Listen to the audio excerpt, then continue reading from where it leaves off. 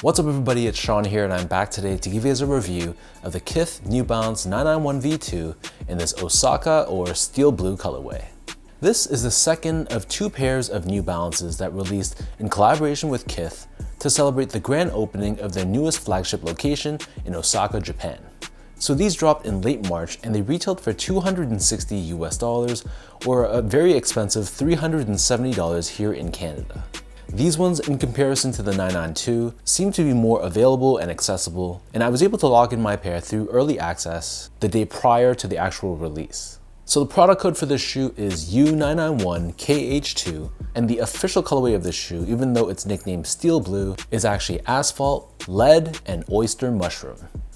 So like any 991 V2, this pair is made in the UK, which is part of the reason why it's sold for a higher price point than usual. And if this colorway is familiar to you, this steel blue color, the shoe that it was originally featured on, the 1300, that's said to be one of Ronnie Fieg's favorite New Balances of all time. So he's taken that colorway and adopted it on other New Balance silhouettes. For example, the 992, 990 V3, and then this one being the most recent, the 991 V2. So jumping into the details of the shoe, starting things off with the toe box, you'll see how the base layer of the sneaker, this is covered in this pale blue colored mesh. And then right above this towards the laces, we have a reflective silver layer. Overlaid on both sides of the toe box, we have this light gray synthetic leather overlay. And then surrounding the front toe cap, we have an asymmetrical layer of genuine pig suede, and this feels extremely soft and buttery to the touch. This same dark gray suede covers the entire mid panel. And then stitched on top of this, we have the New Balance N logo. This is again reflective in nature and it's done in a mix of silver and blue. The top two eyelets of the sneaker, this is constructed out of a gray colored TPU. And then next to this, we have more of that grayish blue colored mesh along with dark gray suede overlays. On the lateral side of the heel, we have an oval shaped cutout on the suede panel, revealing more synthetic leather, and we have Kith branding embroidered across only on the lateral side. In the middle of the heel, we have another synthetic leather layer with V2 branding, and then on the top of the heel, this is covered in another reflective 3M layer. And then on the bottom of the heel, like any other 991 V2, we have a TPU heel clip. This time it's done in this smoky, semi-translucent finish, and we have New Balance branding featured across. In terms of laces, this pair comes with 3 different lace options.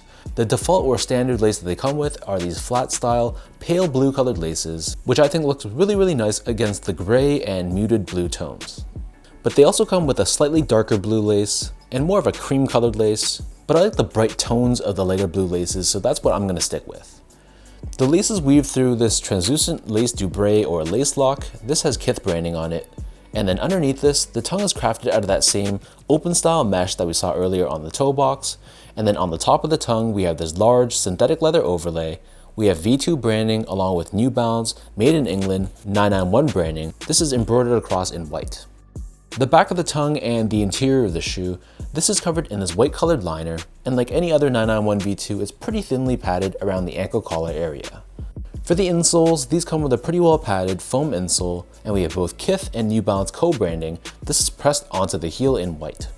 So the upper of the shoe sits atop this midsole, which is crafted out of a mix of fuel cell and end cap technologies. And in addition to the 2 technologies, we have a third, Absorb SBS. These are the gel-like pods visible on the lateral forefoot and the heel, which help with shock absorption and impact protection. And then for the bottom, this outsole is your traditional 991 V2 outsole. So it has these slits along the rubber to give you some more mobility and flexibility. And running down the center in this curved fashion, we have this exposed fuel cell foam, which is colored in blue. So that breaks down the look and the construction of this pair. And for those wondering about how these fit, to me these fit like any other 991 V2, so I personally stick true to size. I'm a true size 10, slightly on the wider side, meaning when I go to a shoe store, step on an actual branding device, I'm a size 10 length in between a D and an E width. So the 991 V2 is a shoe that fits a little bit long and a little bit narrow. It's not narrow enough that I'd want to go up half a size, but I know people that have like really wide feet, it might be wise to go up half a size and just deal with the extra length in the toe. To give you guys a point of comparison, I go true to size or a size 10 in other New Balance silhouettes like the 860 V2, 2002R, 1906R, 1500, and 1530, whereas I go half size down to a 9.5 in a lot of New Balances made in USA models like the 992, 993, and most of the 990 series. Moving on to the comfort of this shoe, so the 991 V2 is one of the best when it comes to New Balance and comfort. So the combination of Fuel Cell, which has a nice softness to it, in addition to End Cap, which is a dual density foam that gives you more support, that kind of gives you the best of both worlds, where it cradles your feet, gives you support where you need it, but there's still some level of squishiness to it because of the Fuel Cell. So assuming you can get the sizing of the shoe right, I think that's the biggest hurdle to make the shoe top tier, is that sometimes if you have a wider foot, you can feel pinching around the ball of your foot right here. But again, assuming you can get the sizing right, then I think you'll really enjoy how these feel underfoot. Finally, in terms of the quality and the craftsmanship, so first off, the material quality I was pretty happy with. The suede, like I mentioned, is a genuine pig suede, and this feels extremely soft and very buttery to the touch. It just has a very smooth, delicate feel to it. But aside from that though, they did utilize a lot of synthetic leather on this shoe. So all the light gray that you see, like covering on the toe box, on the tongue, this is not genuine leather. So that's a bit of a shame. It would have been nice if they gave us genuine leather to go with the genuine suede. And on that note, the overall build of the shoe, I was actually surprised how poor this was put together. I'm assuming I just got unlucky and got like a pair that was really rushed in the factory, but it's really hard for me to remember a New Balance shoe that had this many craftsmanship issues like I had on mine. So yes, there were some minor glue stains along the midsole area, but the biggest issue I had was the stitch job, which was really poorly done. Both on my left and right feet, there was a ton of long strings that I had to cut down myself. Some of the stitching wasn't laying flat against the shoe. And just showing you a picture right here, for example, you can see how sloppy looking it was. And that's just giving you guys one look or one angle. So I don't know what happened with my pair, but leave your thoughts down below. How was the overall build quality on your pairs? Did I just get unlucky? Or was New Balance's Flimby factory just doing a rush job on this collaboration?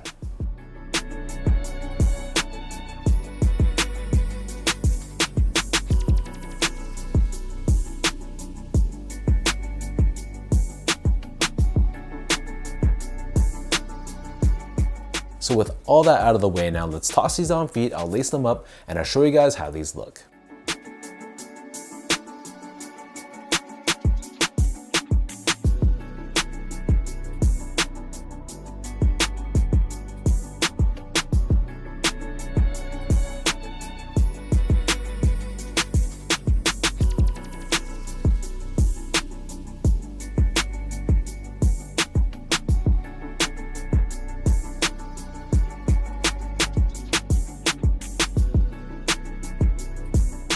Quality control issues aside, if I'm looking at this shoe strictly from a colorway and design standpoint, this one was the winner of the two. The 992, don't get me wrong, it's a beautiful shoe. I love the lighter tones of that sneaker. It's a great option for spring and summer. But there's something about the steel blue colorway, even though it's not something original, I think it works beautifully on this 991 V2 silhouette. The combination of this muted blue mesh with the dark gray suede overlays, it just gives the shoe more of a very striking appearance. And I think the combination just works a lot more cohesively than the 992 with its use of more pastel-like tones. But that's just my personal opinion. I know a lot of people prefer the 992s, which makes sense considering that silhouette kind of has more hype right now. But if I had to choose one, even though those are reselling for more, I'm keeping this one in my collection. So leave your thoughts down below. Let me know, what do you guys think about this New Balance and Kith 991 V2 Osaka? What are your overall thoughts on this pair? If you had to choose one between these and the 992s, which of the two would you guys pick? And any other thoughts that you have about this shoe and this release, comment down below and let's talk about it. As usual, if you guys enjoyed this review, be sure to like, comment, and subscribe to my channel if you haven't yet. I'll add my social media accounts, all that good stuff down below for you guys to check out. And as always, thank you so much for the love and support. I know this review came a little bit late, but here in Canada, our pairs just got delayed for some reason. So as the saying goes, better late than never. So thanks again for watching, and I'll catch all of you in my next review.